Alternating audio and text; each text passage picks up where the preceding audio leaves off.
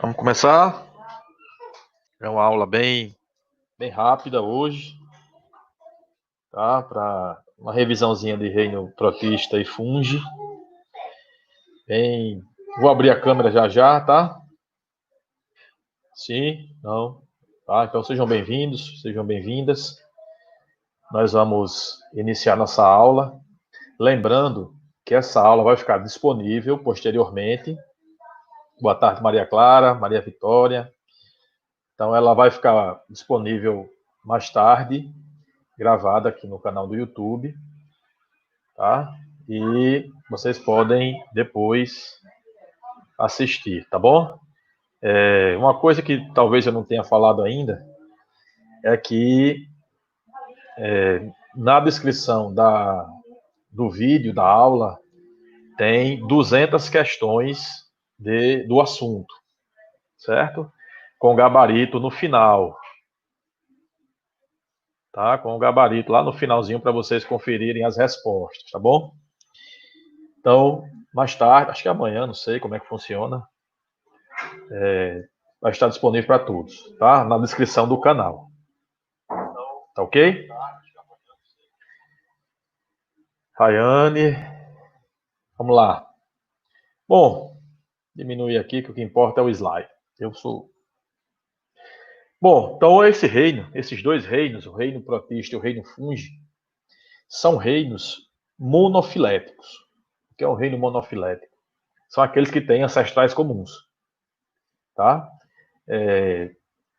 Há uma tendência que esse reino protista ele possa ser mudado futuramente, tá?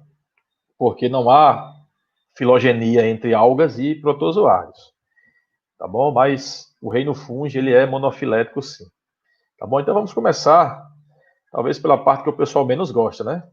Que é a questão dos fungos.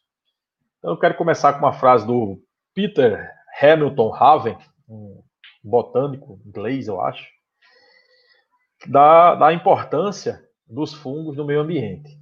Tá? Então, eles podem viver em diversos tipos de ambientes, tá? E são tão importantes quanto os próprios vegetais. Isso um botânico falando. Né? Então, mais uma frase bem interessante.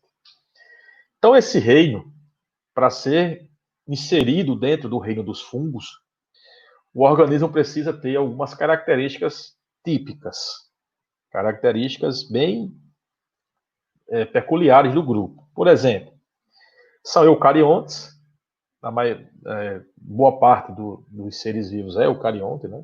Tirando o grupo Monera. São uniopluricelulares, inclusive o maior organismo da Terra é um fungo, no estado de Oregon, nos Estados Unidos, o estado de Oregon, tá? Tem vários metros quadrados, possuem parede celular, como os vegetais, só que essa parede celular é feita de quitina, aquele polissacarídeo também encontrado na carapaça dos artrópodes. Os pluricelulares são formados por células alongadas, chamadas de hifas. Nós vamos falar delas com mais detalhes lá na frente. As hifas estão para os fungos, como as raízes estão para as plantas. Então, nós vamos falar um pouco lá na frente. O conjunto dessas hifas é chamada micélio. Tá bom? Micélio. Boa parte das questões do Enem que vocês vão encontrar sobre fungos é mais sobre características. O Enem ele não cobra muito doenças relacionadas a fungos. 95% das questões são relacionadas a essa parte de características. Tá bom? Então, não percam o fio da meada, porque vocês podem se embananar um pouco lá na frente. Tá bom?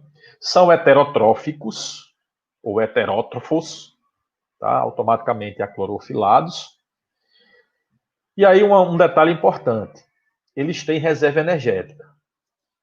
Essa reserva energética é chamada glicogênio. É o glicogênio. Lembra do glicogênio? Que nós também temos a nossa reserva energética como glicogênio, lá no nosso fígado. Também tem o glicogênio muscular. Tá? São saprófitas, se alimentam da matéria orgânica em decomposição. Isso dá uma importância ecológica muito grande a esse grupo. Um outro detalhe é a digestão extracorpórea, o lançamento de enzimas hidrolíticas no ambiente, onde há a quebra de boa parte da matéria orgânica. Essa matéria orgânica é absorvida pelas hifas, tá? Lá na frente eu vou falar também, tá? E um detalhe também importante, a questão da umidade. Vamos explicar o porquê que é preciso ter umidade para que esse fungo possa se desenvolver. Tá bom? Então, vou explicar lá na frente, tá? São parasitas, alguns são parasitas, causam doenças, a mais conhecida é o pé de atleta, né? Uma micose que dá nos pés, pela umidade presente nos pés, ok? Por isso é um pé de atleta, porque é o local onde fica úmido, por conta do calor do tênis, da meia, tá? Mas pode dar em outros lugares, ok? A reprodução pode ser assexuada ou sexuada, vamos falar também lá na frente um pouco, tá? E o habitat é extremamente variado, seja na água ou no solo, e contanto que seja ambientes úmidos, tá? Então vamos lá, a estrutura típica de um fungo. Aí eu tenho um fungo pluricelular, mas entendo que essa não é uma regra, tá? Eu tenho fungos também unicelulares, ok? Então aqui eu tenho essas estruturas que são as hifas, tá? Podem ver que funcionam como raízes. E o conjunto de todas elas é chamada micélio, certo? Essa estrutura aqui, que parece um chapéu, é chamada corpo de frutificação, tá? Que vai ser também utilizada para separar alguns grupos presentes na... Aqui está o resultado. Se algum barulho é porque a gente está em quarentena, viu? Tem muita gente aqui ainda. Muita gente que eu digo o quê? Muita gente confinada aqui. Tá? Então essas hifas eu vou falar um pouco mais lá na frente, mas vocês vão ver bem. Então aqui é a estrutura, tá? De fungos pluricelulares com corpo de frutificação, ó, certo? Variadíssimos, é um reino com bastante variedade, tá? Esse amanita aqui é um fungo venenoso, tá? Esse daqui, cadê? Não tá aqui. Esse daqui é a orelha de pau, tá? Fungo encontrado em troncos de árvores. Okay? Então aqui vamos falar um pouquinho das hifas.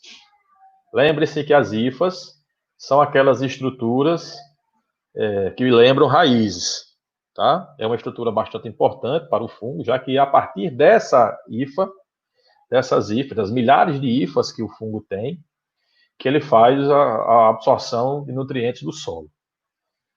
Tá bom? Ele precisa dessa hifa para absorver o nutriente. Tá bom? Então temos alguns tipos de hifas. Eu vou pedir que vocês se concentrem apenas nas hifas cenocíticas ou aceptadas, é mais comum cenocíticas, e nas hifas septadas. Cenocíticas e septadas. Então, qual é a diferença de uma e de outra? Vamos lá.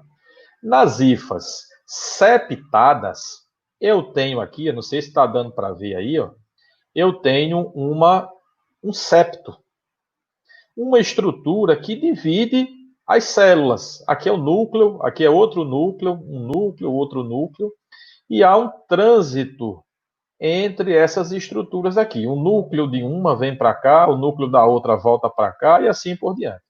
Tá? Então, essas são as hifas septadas. Nas hifas cenocíticas ou aseptadas, como o próprio nome já diz, não tem septo. Tá vendo? Não tem uma estrutura que separe um compartimento de outro. Os núcleos, eles percorrem toda a hifa de forma livre. Essa é a diferença. Tá? Então, eu tenho fungos de hifas cenocíticas e eu tenho espécies de fungos com hifas septadas. Tá? Uma observação que vocês podem estar se perguntando é a questão dos austórios. Austórios. São hifas especializadas, são especiais. Tá? Por quê? Porque através dessas hifas, elas conseguem uma relação mutualística com outros organismos. Por exemplo, vegetais. Então, o vegetal ele não tem a capacidade de absorver potássio ou fosfato. Então, o fungo tem essa capacidade, ele absorve esse mineral, fornece à planta a partir desses austórios, certo? Esses austórios aqui, que penetram na célula vegetal, fornecem o nutriente, e nutrientes produzidos por essa célula vegetal entram pelos austórios e são distribuídos ao fungo. É uma troca. Aquela relação mutualística entre fungos e vegetais, as micorrizas. Então, funciona dessa forma. Ele tem uma hifa especializada que penetra na célula vegetal, fornece nutrientes que a planta não consegue absorver, e, em compensação, através dessas mesmas hifas austóricas, ela recebe nutriente da planta, que geralmente é matéria orgânica, carboidratos, que o fungo não produz, já que ele é heterotrófico. Tá bom, gente? Então, vamos lá. A questão de hifas é basicamente isso. Tá bom? Aqui mais um exemplo, aqui o septo, certo? Com material separado que consegue movimentar. Esse núcleo dos vegetais, ele é haploide. O que é um núcleo haploide? Ele não tem um cromossomo homólogo. Tá? Ele tem somente um conjunto de cromossomos. Nós temos dois, um doado pelo nosso pai e outro pela mãe. Então, os fungos só têm um. Então, por isso eles são haploides. Nós vamos saber por que isso precisa ser, porque eles precisam ser haploides.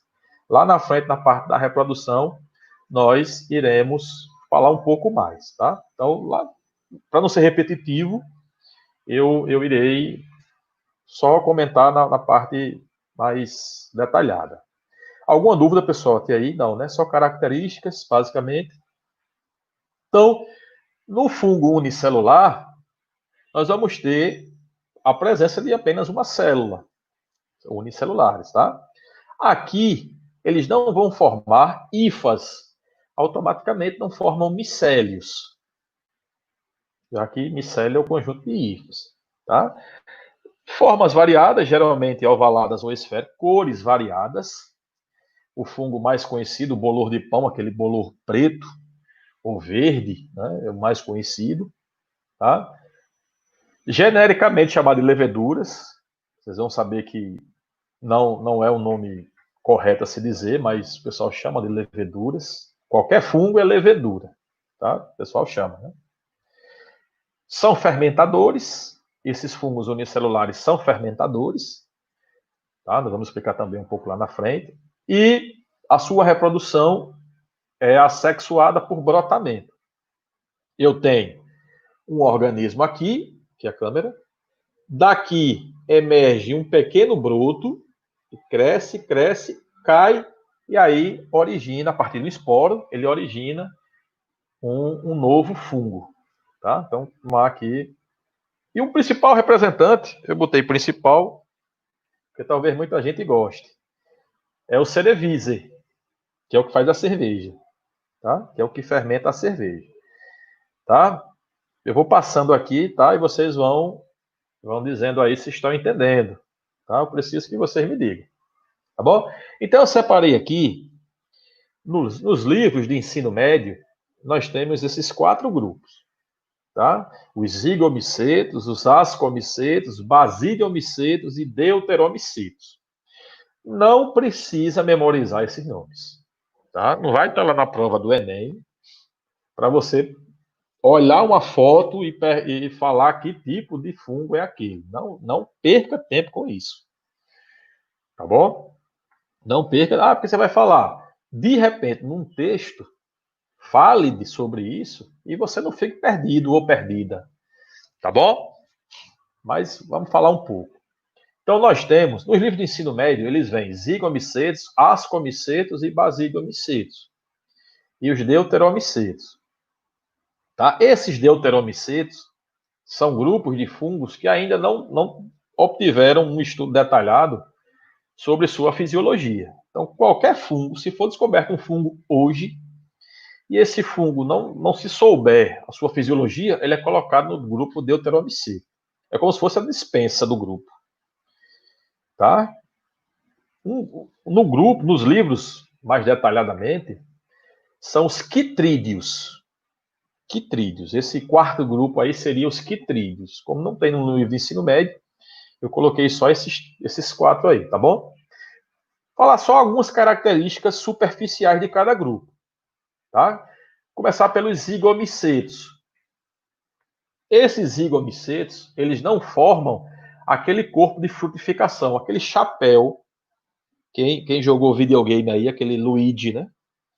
Quem jogou sabe, tá? O corpo de frutificação é aquele chapéu que fica no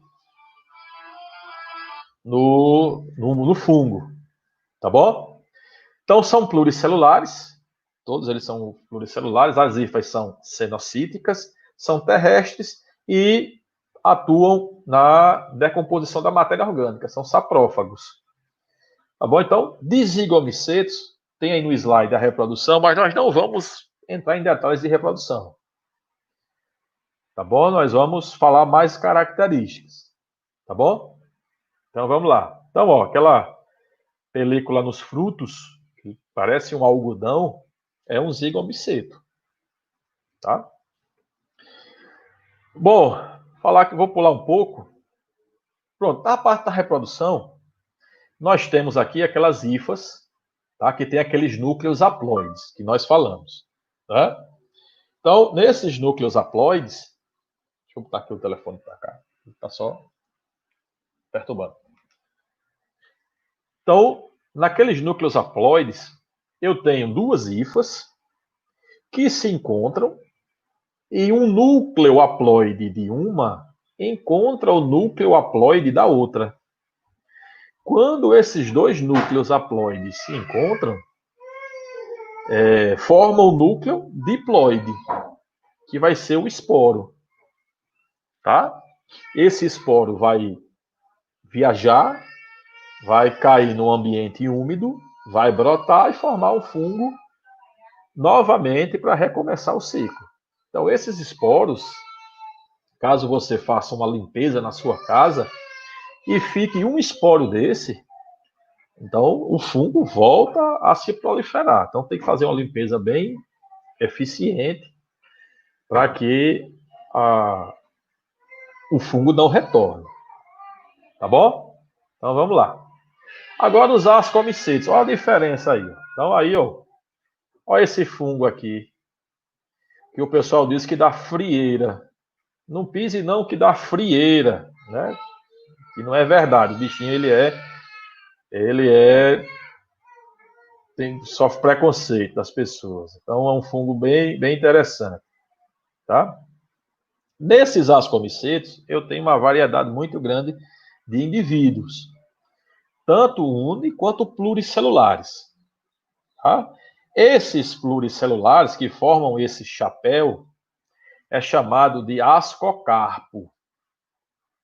Esse chapéu aqui, ó, é o ascocarpo, certo? Esse amarelozinho aqui, tá bom? Isso nos pluricelulares, porque nós já falamos que nos unicelulares não tem, tá? São comestíveis, aquelas trufas são fungos, não é aquela trufa de chocolate não, tá?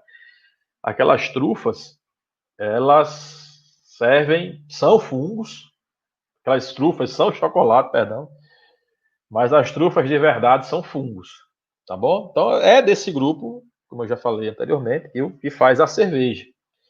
É um ascomiceto que faz fermentação, que produz o álcool da cerveja, tá? Bom, desse grupo também, aí é bom que vocês memorizem, é desse grupo que sai o penicillium, certo? O penicillium, que produz o quê? Penicilina, tá? Que produz a penicilina, aquele antibiótico, tá? Descoberto pelo Alexander Fleming, que mata as bactérias, tá bom? Então é o principal produto desse grupo é a produção da penicilina, tá? Aqui, por brotamento, como eu já falei, ó, tem um brotozinho, produz aqui esse broto, ó, tem um esporo que produz um broto, esse broto vai crescendo, se desprendendo e cai num ambiente propício, e aí o fungo se reproduz. Tá? Então aqui está o ciclo, funciona da mesma forma, hifas que se encontram e compartilham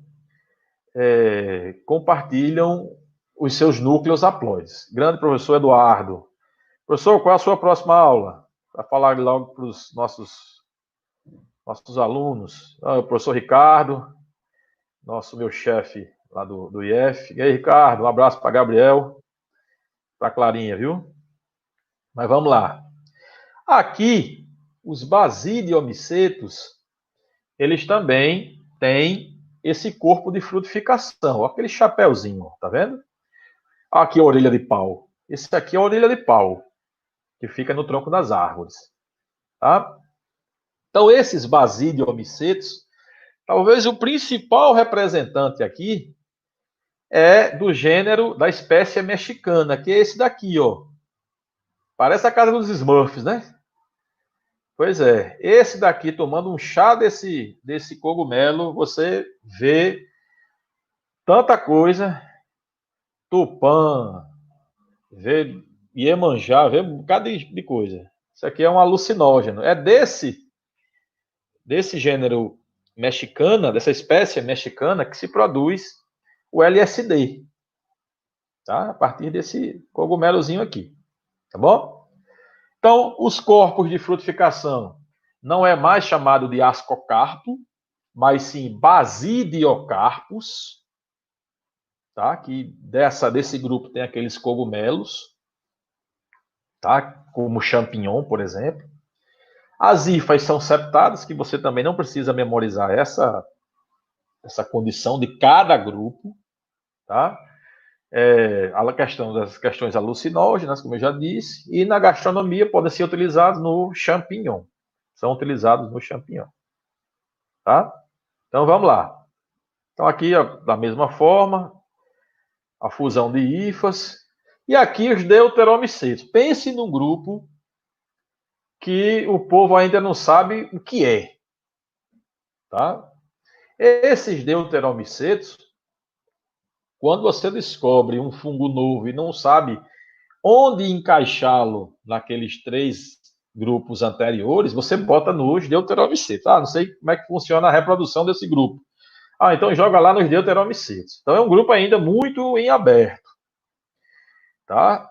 Nos livros mais especializados da área da micologia, eles botam os quitrídeos, que inclusive são os primeiros fungos que se tem notícias, são os quitrídeos, que eram fungos aquáticos. Tá? Então vamos lá.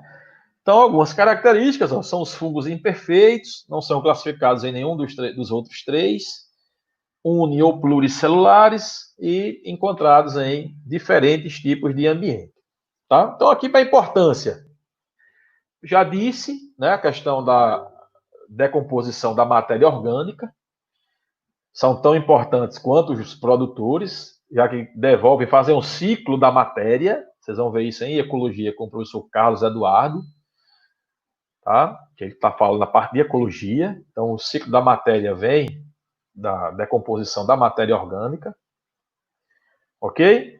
A outra importância na gastronomia, já que utilizamos os cogumelos para alimentação, bebidas e queijos, tá? Aquele queijo Roquefort, aquele queijo bem, e o Camembert, são queijos bem caros, né? Tem aquele fungo, um gosto bem amargo, azedo, sei lá, tá? Então são bastante caros, ok? Ó, professor Eduardo aí, grande Eduardo, abraço. Professor Ricardo, Dayana, tudo aqui, tá bom?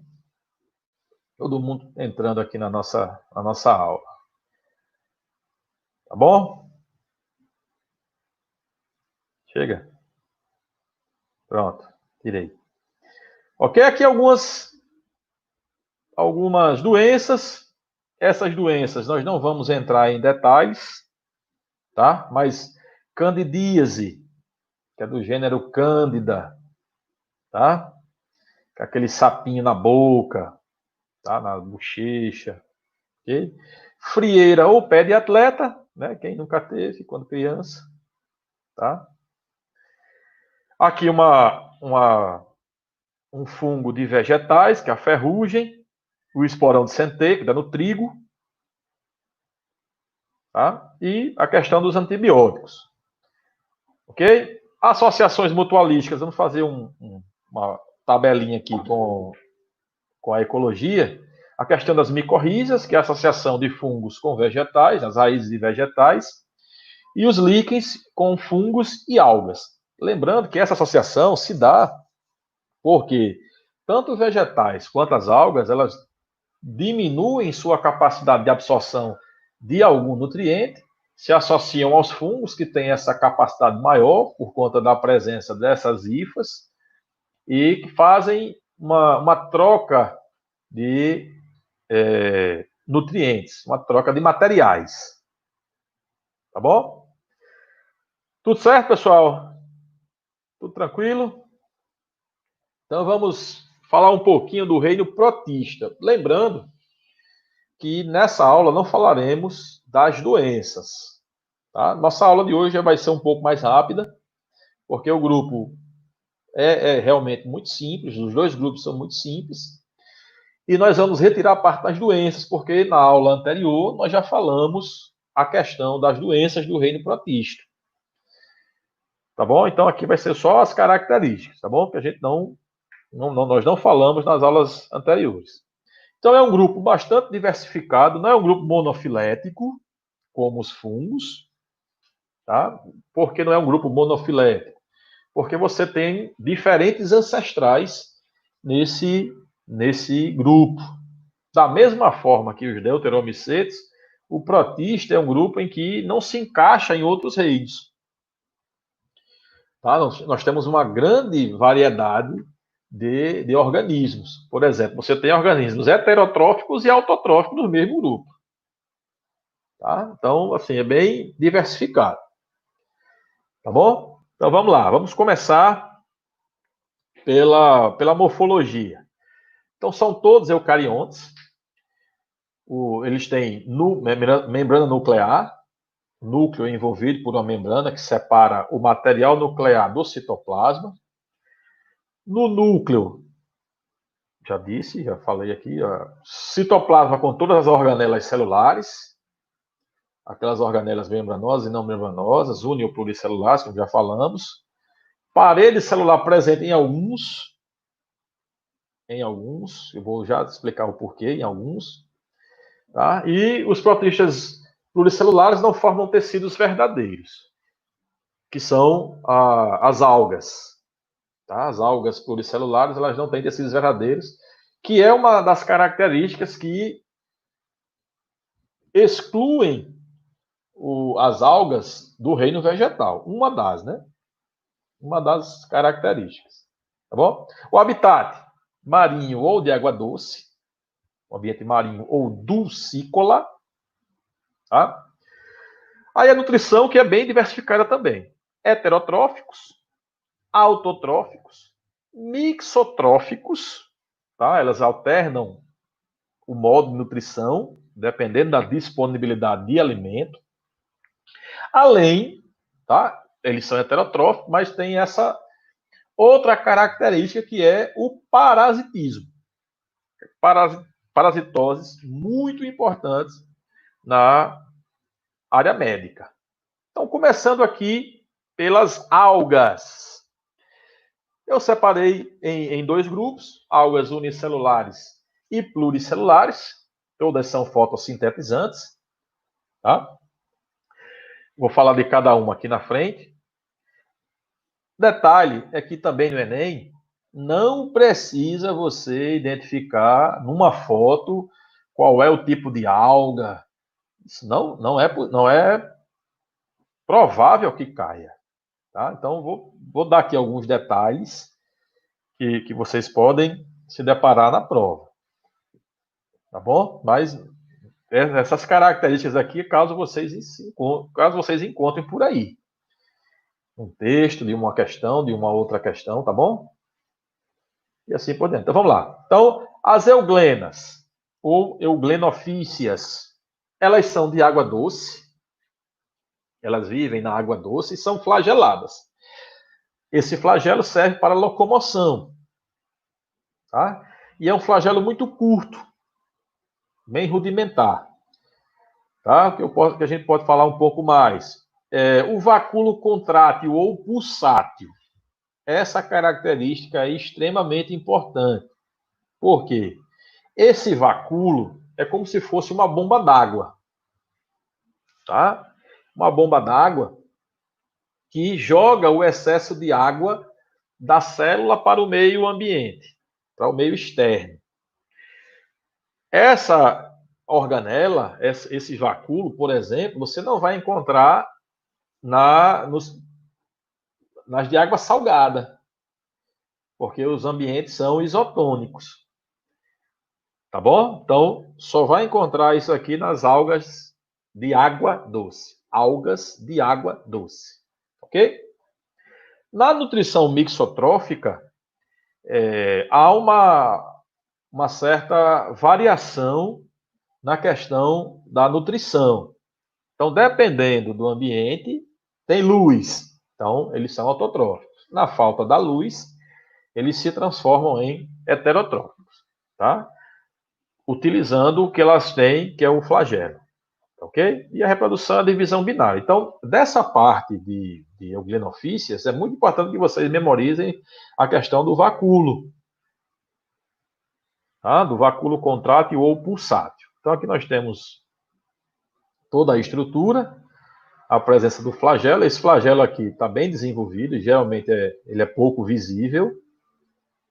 Tá? Os dinoflagelados. Esses dinoflagelados, assim como as euglenofícias, eles também têm nutrição mixotrófica. Eles tanto podem fazer fotossíntese, como também podem ser heterotróficos.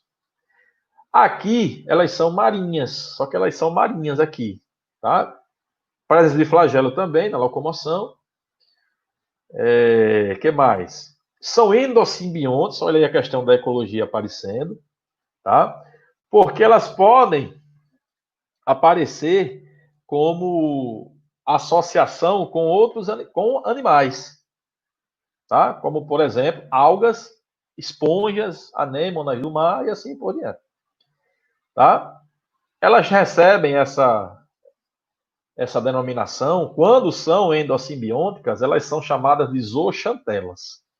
Não precisa se preocupar com esse termo, tá bom? Esses dinoflagelados, pronto, aí aqui um detalhe que você precisa se preocupar, tá? Elas produzem aquele chamado fenômeno maré vermelha. Excesso de matéria orgânica, ela produz uma substância tóxica nos oceanos e que causa a morte de outros organismos, tá? Que é conhecido como maré vermelha. Vocês vão ver isso na parte de ecologia, tá? Então aí o nosso dinoflagelado, com essa carapaça aqui, ó, tá? Você pode até encontrá-la em fósseis, ok? As diatomáceas. Essas diatomáceas, da mesma forma que as outras algas, elas também têm nutrição mixotrófica. Repetindo, na indisponibilidade de luz, elas podem se alimentar de forma heterotrófica. Tá? São marinhas, até agora, apenas uma do ciclo, não foi? Até agora, só as euglenofícias, ou as euglenas. Todas as outras são marinhas. Tá? Até agora, só as euglenas são de água doce, são dulcícolas. Tá? Sua carapaça é de sílica, também muito encontrada em solos marinhos. Quando morrem, elas se depositam no solo marinho. Então, eu posso encontrar essa deposição de diatomáceas nesse local, tá? o diatomito, né? O que mais? Fucoxantina, tá? Pigmento fucoxantina. Mas, enfim, são basicamente isso. As algas douradas, as crisofícias, elas já têm uma tolerância tanto ao ambiente, tanto à água salgada, quanto à água doce, tá? E, diferentemente das outras, elas também podem formar colônias. Um detalhezinho importante desse grupo. O pigmento, fucoxantina, que dá a cor dourada ao grupo, por isso algas douradas, tá? Essa parte aqui, ó, tá vendo? São muito bonitas, tá? Também material de sílica, tá? Um material mais resistente. E aqui as algas verdes, talvez as mais conhecidas, também chamadas de alface do mar. Quem aqui nunca foi a Ponta Negra, vai dar lá um tibum e encontra uma alface, né? Uma alface, tá? Então, é uma clorofícia, ok? Então, pluricelulares, ambiente marinho de água doce, dependendo da espécie, não formam aqueles tecidos verdadeiros, porque não, professor, o que é um tecido verdadeiro? É aquele que tem grupos de células com funções específicas. Eles não têm. Elas não têm. Tá? E aqueles que formam os líquens. Que é líquen, gente, com fungos, né? Não esqueça. As algas pardas, essa aí também é muito comum, lá em Ponta Negra, o cara que vai surfar, meu amigo Moisés, professor de geografia, o cara gosta de surfar bastante ali por Ponta Negra, tá? São aquelas algas de cor muito escura e que servem, pasmem, para produzir gelatina. Tá? A partir dessa, dá muito dinheiro, viu? Produzir essas gelatinas com extração dessas algas, tá? Da última vez que eu soube, 1 quilo era R$ 300. É um pozinho que é retirado dessas algas. Se eu vendesse essas algas, eu deixava de ser professor, viu? E aqui, acho que é a última. Rodophytes é a última. As algas vermelhas. Então, elas também são muito bonitas. Parece uma folha de plátano, né? No outono. Mas são muito bonitas, tá? Coloração vermelha ou marrom, tá? Produz também o agar, que também produz a gelatina, tá? Mas de importância, basicamente, é utilizado mais na culinária, tá? Aqui o ciclo de vida. Pronto, esse ciclo de vida, gente,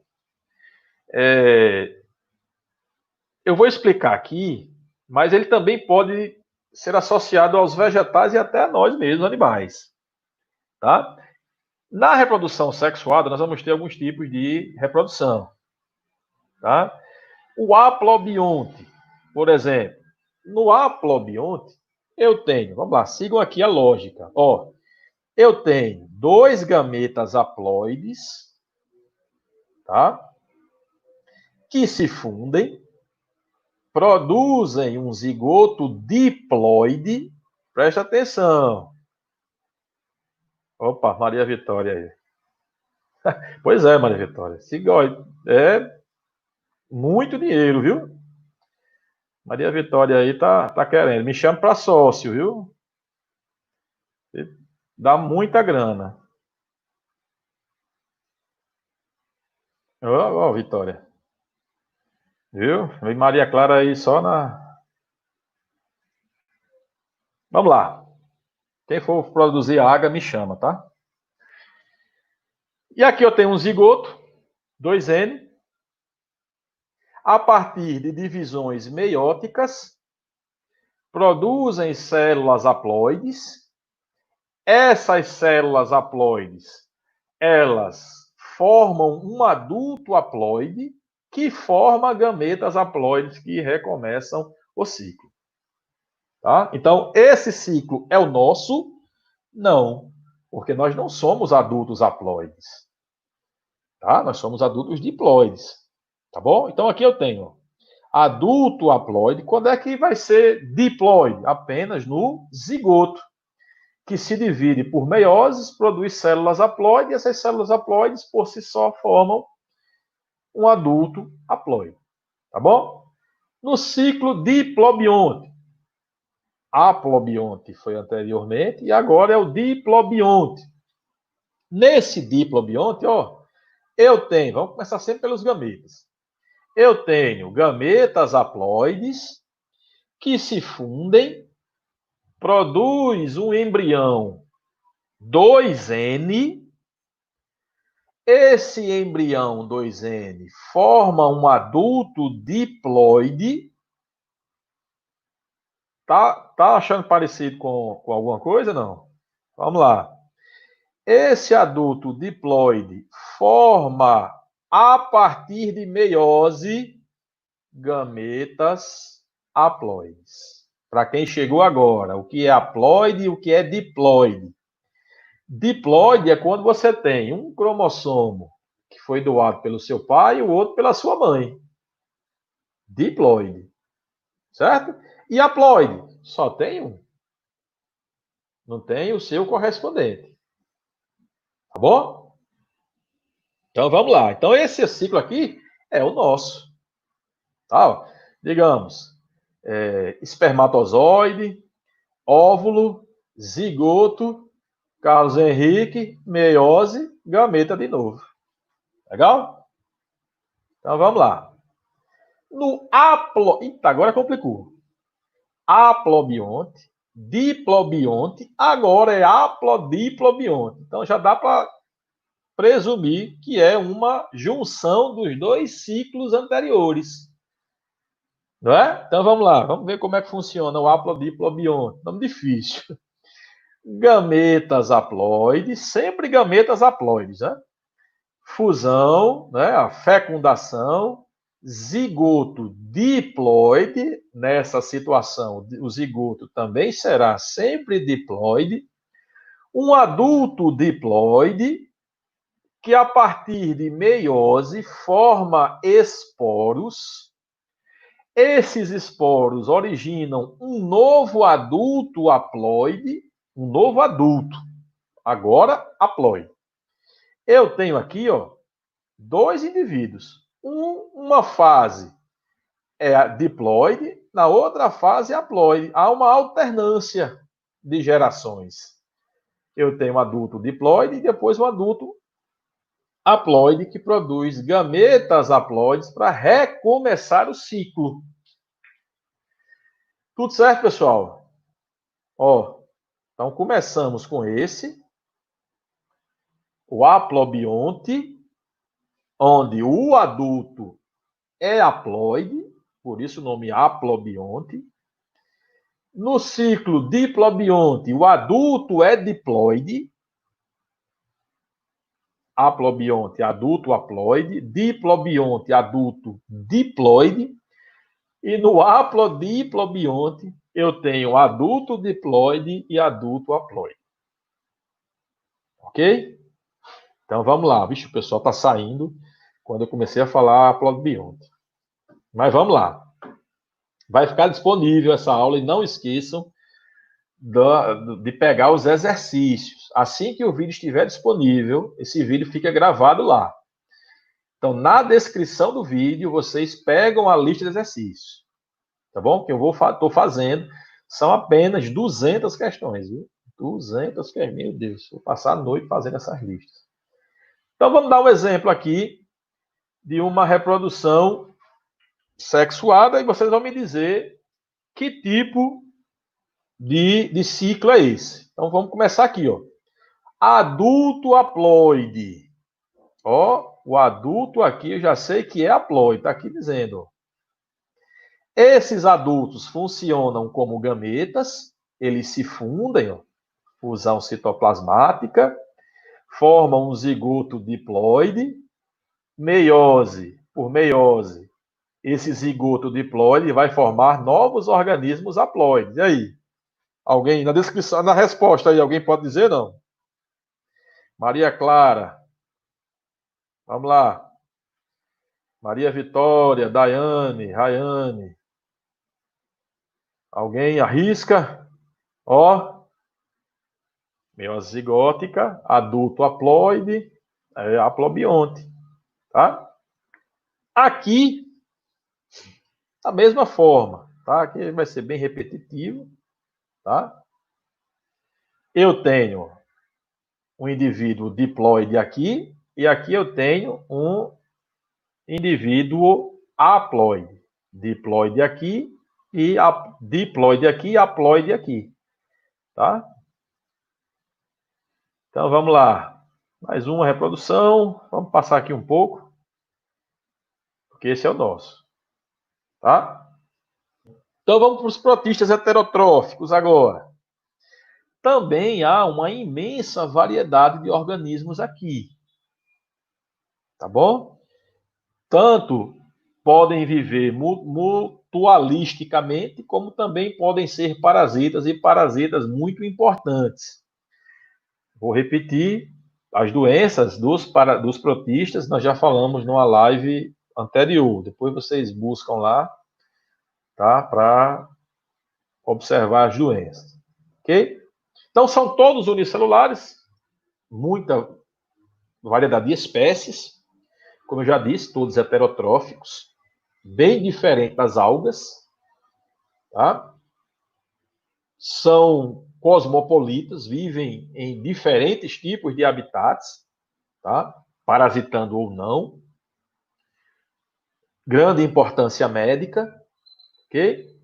E um detalhe desse grupo é que ele é dividido de acordo com as estruturas de locomoção de cada indivíduo.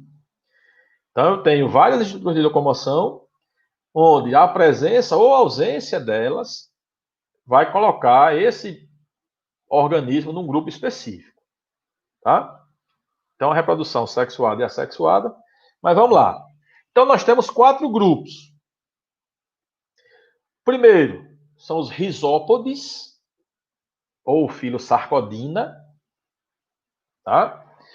E a locomoção desse grupo se dá pela presença de pseudópodes. Destrinchando um pouco a palavra pseudópode, pseudo falso, tá? E podes pés, tá? Nós temos aqui uma dúvida da Maria Vitória. Depois de responder as 200 questões que o senhor vai disponibilizar, eu me arrisco a responder. Tá certo, Maria. Ok. Fique à vontade.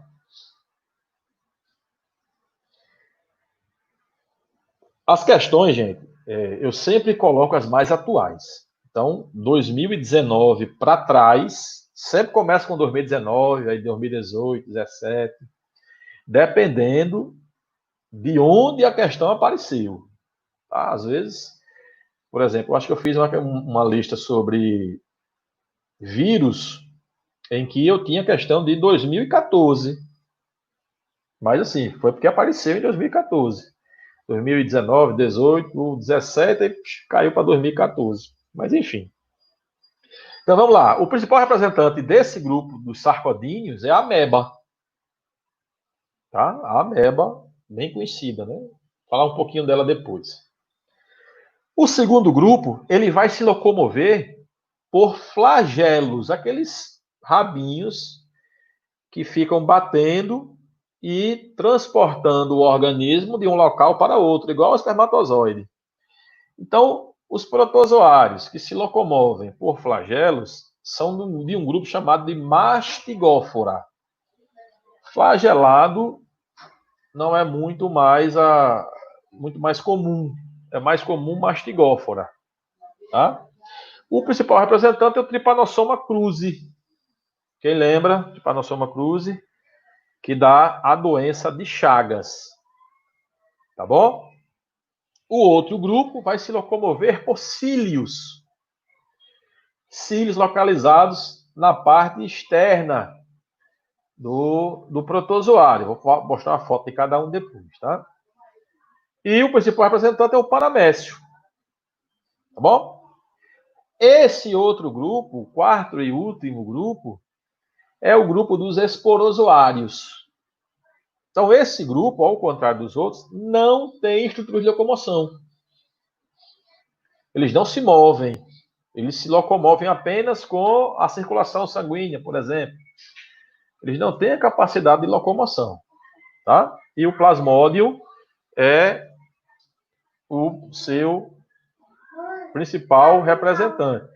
Puxando a sardinha para o meu lado, quem me conhece, né, vai dizer, já vai saber o que eu vou dizer. A toxoplasmose também é um esporozoário. Então aqui eu tenho os sarcodíneos, ó.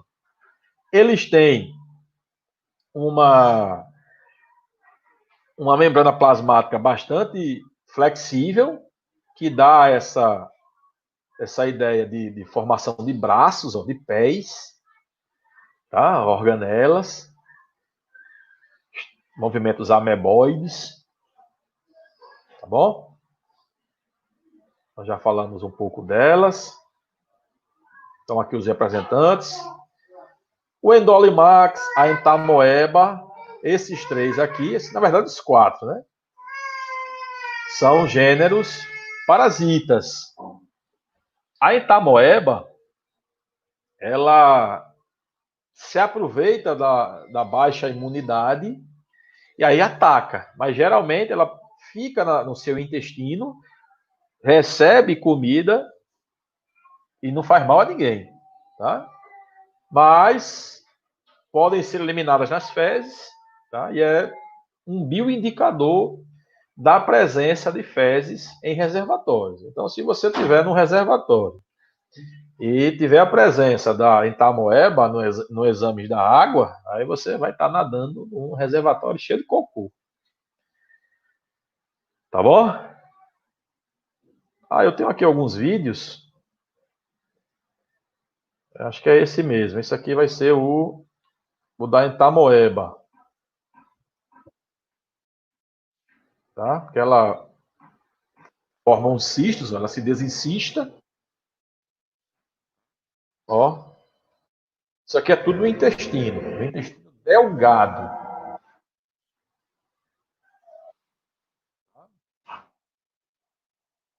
Ó, as vilosidades do intestino. E aqui, um detalhe importante, que ela vai se encistar novamente. Ela vai endurecer suas paredes. Aqui já é no intestino grosso. Não tem mais as vilosidades, ó. Certo? E ela vai se encistar, vai criar uma parede ao redor e as fezes. E aí contaminar uma outra pessoa. Tá bom? Eita, acho que passei. Pronto, é aquilo mesmo. Tá bom? Então aquilo ali é um sarcodíneo. Tá? Vamos para os flagelados. Então esse grupo flagelata, ou flagelados, ou mastigófora, é um grupo de uma doença muito importante, que é a doença de Chagas, que é o Trypanosoma cruzi. Uma doença bastante comum na região norte, ou em locais em que há a presença do triatomídeo, aquele besourozinho da doença de Chagas, que tem as casas de taipa, né? As casas de barro, né? Enfim, então eu já falei dessa doença lá no outro vídeo, vocês procuram na aula anterior, tá bom? Então se locomovem por flagelos, tá? 2 ou mais flagelos, dependendo da espécie. Locomoção ou captura de alimento, tá? Enfim, vive na água doce ou salgada. Como eu já disse, é uma doença bastante importante, tá? Então, o Trypanosoma cruzi, que é a doença de Chagas, que eu já disse. A giardia, que é aquele parasita intestinal, tá? O Trichomonas, que é uma DS IST. E a leishmania, que é aquela doença que é a leishmaniose, tá? Leishmaniose visceral ou tegumentar, tá? Então vamos lá, os ciliados agora. Tá acabando, viu, gente? Prometo. Nos ciliados, eu tenho uma grande variedade de espécies. Tá? Essa daqui em forma de cone, ó, tá? E o paramécio em forma de sola de sapato. Tá? Eles são de vida livre. Na verdade, o paramécio, você pode ter doença de carneiro, em carneiros, que podem causar algumas doenças, mas não no ser humano. Tá? E se locomovem por cílios. Tá bom? E aqui uma particularidade nesse grupo. O paramécio, deixa eu ver se eu acho aqui, está aqui um núcleo e está aqui o outro. Ele tem dois núcleos. Um núcleo grande, que é o macronúcleo, que atua no metabolismo do organismo, e o micronúcleo, que é responsável pela reprodução. Então, é uma célula binucleada, onde os núcleos têm funções diferentes. Tá? Reprodução sexuada e assexuada. Tá? Como eu já disse, poucas espécies são parasitas, mas tem uma que parasita carneiro. Bom, ó, tá aqui o carneiro. Tá? Os ciliados aqui ainda. Vendo aqui, ó, os cílios. Cadê o macro, ó, o macro e o micronúcleo? Na verdade, eu estava mostrando era o vacúolo contrátil, né? Que é esse daqui, ó. Então, o macro e o micronúcleo, certo? Com funções. E aqui um vídeo de ciliados. Que é para vocês verem bem, ó. Não dá para ver nem o cílio aqui, tá vendo? Quase não dá para ver. Tá? Aqui é o vacúolo contrátil ou pulsátil. Eita, tem uma obra aqui do lado, viu, gente? Ligue não. Tá bom? Então vamos voltar.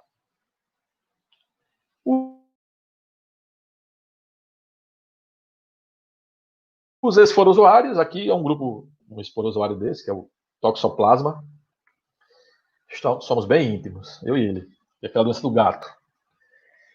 Então, diferentemente dos outros grupos, os esporozoários não têm estrutura de locomoção. Eles se movem ao sabor da corrente sanguínea. Tá? Todos são parasitas, é um grupo bastante ruim, no sentido de doença. Tá? Eles têm uma estrutura, deixa eu ver, aqui, ó, o complexo apical, que é comum ao grupo. Deixa eu voltar aqui. Que é uma estrutura que atua na penetração desse parasita nas células hospedeiras. Tá? E, dependendo do parasita, ele vai se encontrar em qualquer célula nucleada. Qualquer célula nucleada ele se achega, né? Ele invade. Tá? Então, como eu já disse, a doença do gato, toxoplasmose, as mulheres que pretendem engravidar vão fazer o exame para detectar IgM e IgG de toxoplasmose. Tá? É uma doença bem comum, mas que não apresenta sintomas. Seu organismo se encarrega de eliminar o protozoário sozinho. E o outro, esporozoário muito conhecido, que é do gênero Plasmodium, Vivax falciparum, tá? São os causadores dessa doença, que é a malária, tá? Que é uma doença endêmica lá da região norte. Tá bom? Então tá aqui o esporozoário, como eu já disse, tá? Bom, aqui terminamos nossa aula, tá? Como vocês podem ter notado, foram mais características, e próxima semana nós faremos aqui um calendário para que vocês possam assistir novamente às aulas. Tá? Então, talvez eu continue com a temática do reino vegetal, talvez eu vou continuar com a fisiologia vegetal, a parte de hormônios e nutrição, que geralmente o pessoal não gosta, mas justamente por o pessoal não gostar que você deve aprender. Certo? Porque aí você passa deles na questão das notas.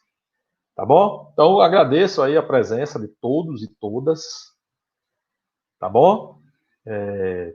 peço a todos que se inscrevam no canal, não no sentido de criarmos muitos seguidores, mas para quando fizermos um vídeo de aula, você seja notificado, e aí possa assistir às aulas. Tá? Uma outra coisa muito importante é que vocês possam. Deixa eu tirar aqui. Uma coisa também muito importante é que vocês possam comentar nos vídeos, porque é um retorno que nós precisamos para saber se as aulas estão fluindo da forma ideal. Ideal não, que ideal é olho no olho, né? Mas enfim, precisamos desse retorno de vocês nos comentários, para que com perguntas, com sugestões, tá? Eu geralmente faço à tarde, mas já fiz também de manhã. Então, um horário que vocês possam é melhor para vocês, talvez à tarde, ou até mesmo à noite, se quem quiser. Posso fazer aulas à noite, tá bom? Então, fica aqui o meu agradecimento a todos por participar aqui da nossa aula. E até mais. Beijo a todos.